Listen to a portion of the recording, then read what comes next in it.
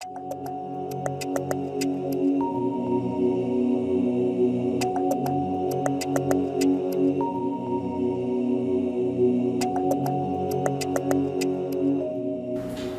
Students, welcome to the Megha Goswami classes. अभी हम कर रहे हैं एक्सरसाइज 7.2 क्वेश्चन नंबर 9 जो कि सेक्शन फॉर्मूला पर बेस्ड है। क्वेश्चन कह रहा है find the coordinates of the points which divide the line segment joining A के कोऑर्डिनेट्स गिवन है -2,2 and the coordinates of B 2,8 into 4 equal parts. Okay, आपने लाइन सेगमेंट बनाया ए एंड बी। ए के coordinates क्या given है -2,2 और जो B के कोऑर्डिनेट्स गिवन है 2 and 8। ओके, आपको इनके बीच में ऐसे पॉइंट्स के कोऑर्डिनेट्स निकालने जो पूरे लाइन सेगमेंट को 4 इक्वल पार्ट्स में डिवाइड कर रहे हैं।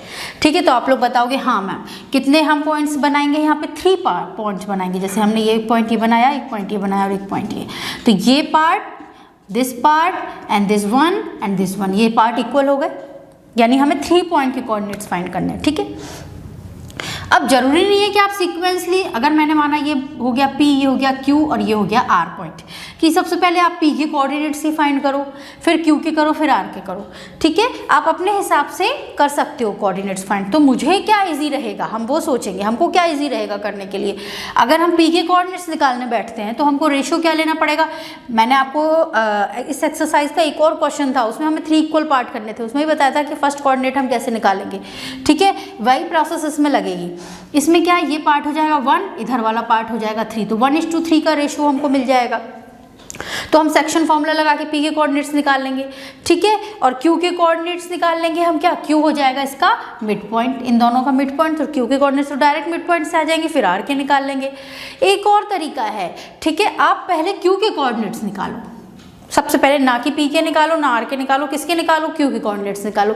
क्यों? क्योंकि Q क्या है, AB का मिड पॉइंट। तो मिड पॉइंट फॉर्मूला लगाना ज़्यादा इजी होता है ना, सेक्शन फॉर्मूला से ही मिड पॉइंट आता है, लेकिन मिड पॉइंट फॉर्मूला इजीली हम लगा सकते हैं। कैसे? x1 + x2/2 y1 + y2/2। ठीक है, तो Q के कोऑर्डिनेट्स निकल जाएंगे। आफ्टर दैट P के निकालिए, P क्या हो जाएगा, A एंड Q का मिड पॉइंट हो जाएगा, तो P के कोऑर्डिनेट्स भी हम मिड पॉइंट से निकाल लेंगे। फिर R के भी अब आप बताओगे कैसे, R भी मिड पॉइंट हो जाएगा QB का, तो R के कोऑर्डिनेट्स भी मिड पॉइंट से निकाल लेंगे। ठीक है, तो ये क्वेश्चन फटाफट हो जाएगा। इतना लेंथी से दिखने वाला क्वेश्चन 5 मिनट के अंदर सॉल्व हो जाएगा। तो सबसे पहले हम निकालते हैं coordinates of Q। Coordinates of Q, okay, coordinates of Q क्या फॉर्मूला लगाएंगे मिड पॉइंट का, x1 + x2/2 and y1 + y2/2। This is the formula of mid point where x1 y1 and x2 y2 are 2 coordinates of end points.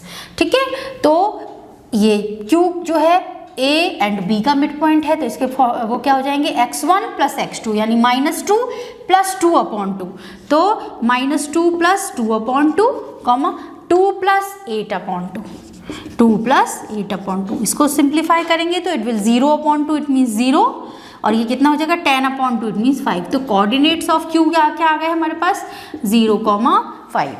ठीक है, अब हम निकालेंगे coordinates of P।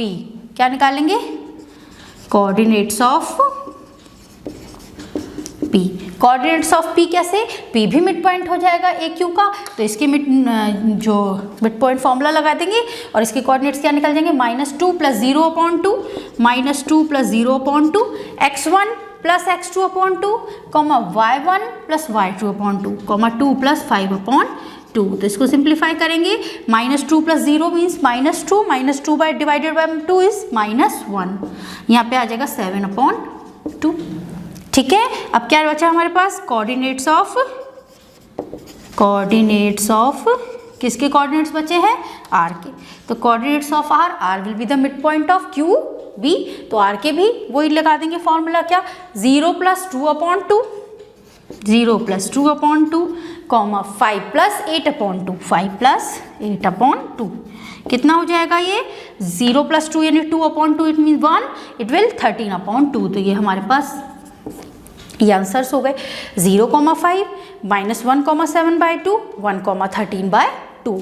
These are the coordinates of, first coordinate हमने Q निकाला, second फिर हमने P निकाला, फिर हमने R निकाला, तो ये हमारा आंसर हो गया।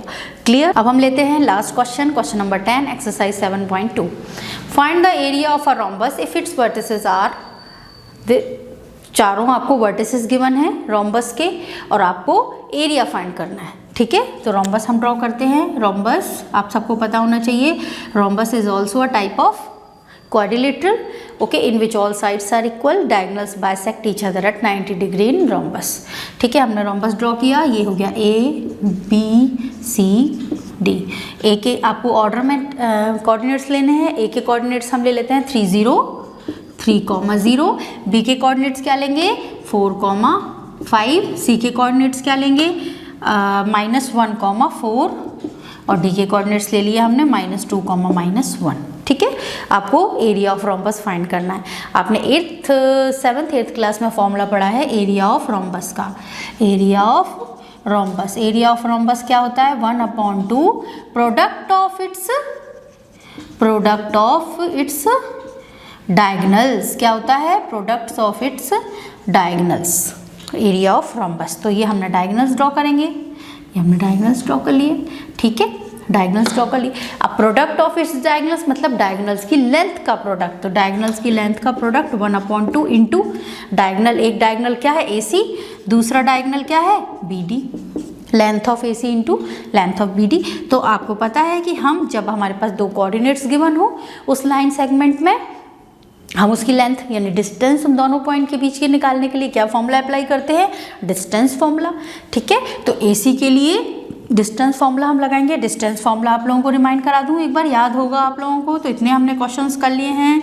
डिस्टेंस फॉर्मूला क्या कहता है, स्क्वायर रूट x1, y1 और x2, y2 पॉइंट के बीच की जो डिस्टेंस हम फाइंड करेंगे वो हम डिस्टेंस फॉर्मूला से करेंगे। और डिस्टेंस फॉर्मूला हमारा क्या होता है root x2 minus x1 whole square plus y2 minus y1 whole square. ठीक है, ये इन दो पॉइंट को बीच के निकालने की डिस्टेंस है।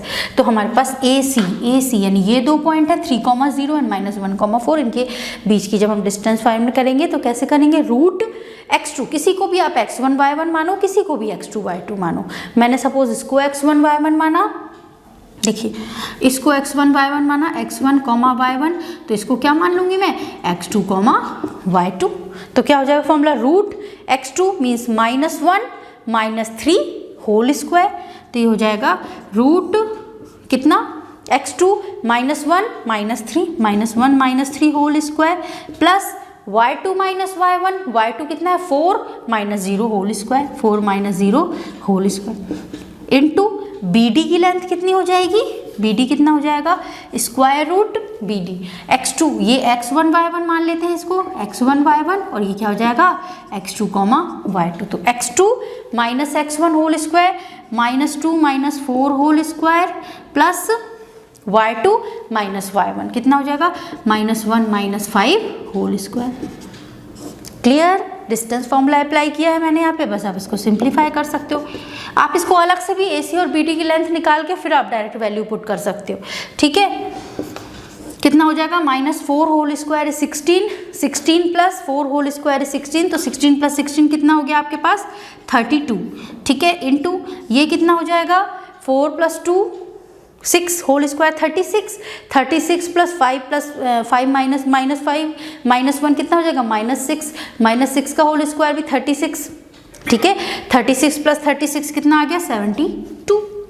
ठीक है, इसको ओपन करते हैं 1/2 इंटू 32 के जब हम प्राइम फैक्टर्स करेंगे तो हमें क्या मिलेगा 4 4 जो है तो 4√2 इंटू 72 के हम प्राइम फैक्टर्स करेंगे तो हमको क्या मिलेगा √72 कितना हो जाएगा 6 6 36 रूट तो 6√2। ठीक है, 6√2 आप प्राइम फैक्टर्स करके देख सकते हैं 72 के, तो ये आ जाएगा।